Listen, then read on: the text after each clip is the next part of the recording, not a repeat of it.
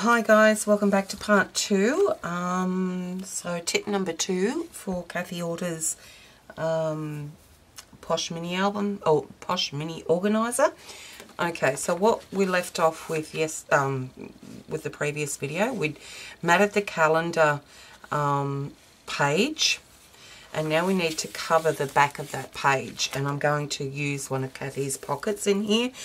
I'm just showing you a different way of how you can do that. So I've cut the matting at 3 5/8 across by 5 7/8 long, and now I need to cut a piece of, well, I'm doing black cardstock for the corner, and Kathy has given measurements for a 4.5 inch square. Cut that, and then cut that on the diagonal. So just doing that now. So I'm lining up the points on that cutting line, and now I have 2 halves of that 4.5 inch square. And now what we need to do is score those 1/2 inch on each side. So score that there at 1/2 inch, turn it 90 degrees, and score the other side at 1/2 inch. Okay. And now before I do anything else, I'm going to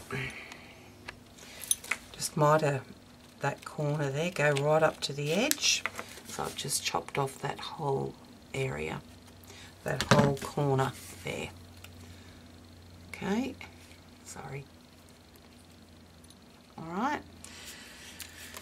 And now what we need to do, so that's the right side. We're going to fold these over in a minute, but first, so that's the side we've scored on. So turn it over, and then we want to place some 1/4 inch sticky strip on these side pieces.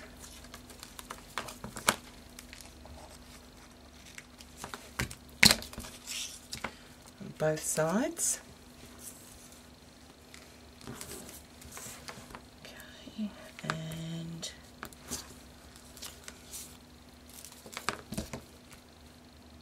alright, and now we can fold those over so that sticky strip is on the inside.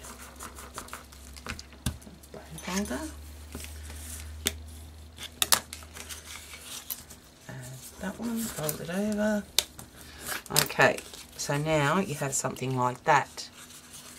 Okay, and you've got these ends sticking up here.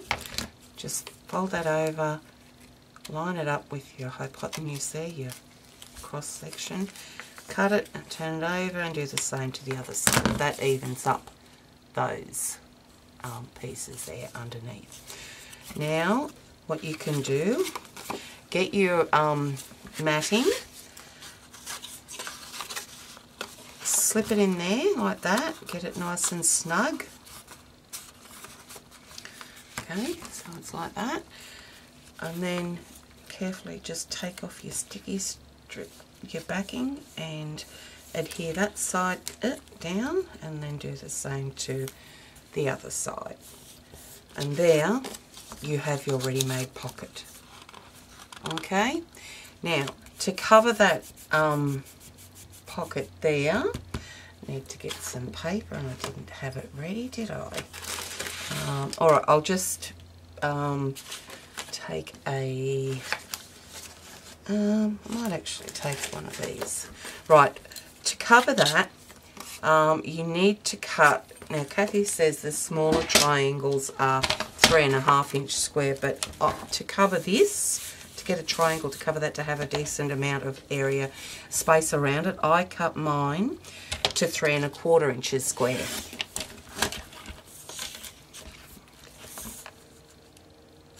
Okay, so cut a 3 1/4 inch square, then place it on your trimmer on the diagonal on the points there, and slicer in half. Okay, now ink your edges, blah blah blah, and then that can be adhered to the top of that corner pocket. Okay, and now you can do that later, that top section. I want to dry emboss that, so I'm going to leave that for now. I can adhere this to the page now. So what I need to do, I want to be very careful that I'm not going to cover these little bits of the calendar backing. So I'm going to go around all the edges of this with the 1/8 inch sticky strip, score tape, as close to the edge as possible.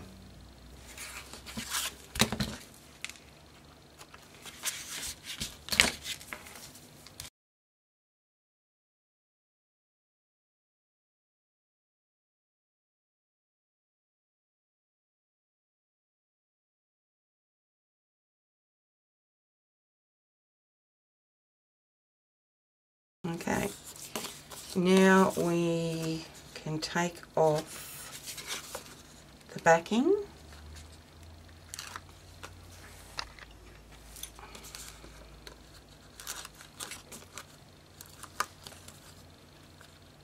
Then we can get our wet glue. So here I'm just using the glue stick. I'm just going to go in the center there, around those pieces of the calendar matting that's jutting out, but not touching it. Okay, just to give it a bit more stability there, and then adhering it to the page. And there is that complete, pocket and all. Okay.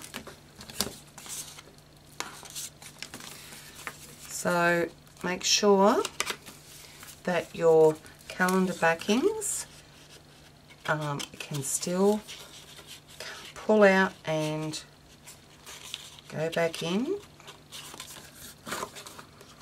so that there's no glue that's preventing it.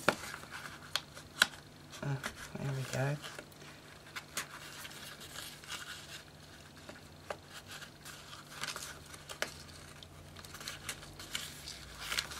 And it looks like I've made a boo-boo. See that there? Be very careful. Remember when I said that I went a bit too close to that other hole there when I punched it on the previous video. That's okay. We'll just put a bit of liquid glue underneath that just there so it doesn't pop up too much. Okay. Now these aren't removed often, they're only removed once a year, so they shouldn't get too much wear and tear if you've done them right. Okay, so that's tip number 2. I'll come back with the another tip in the next video. Thanks guys.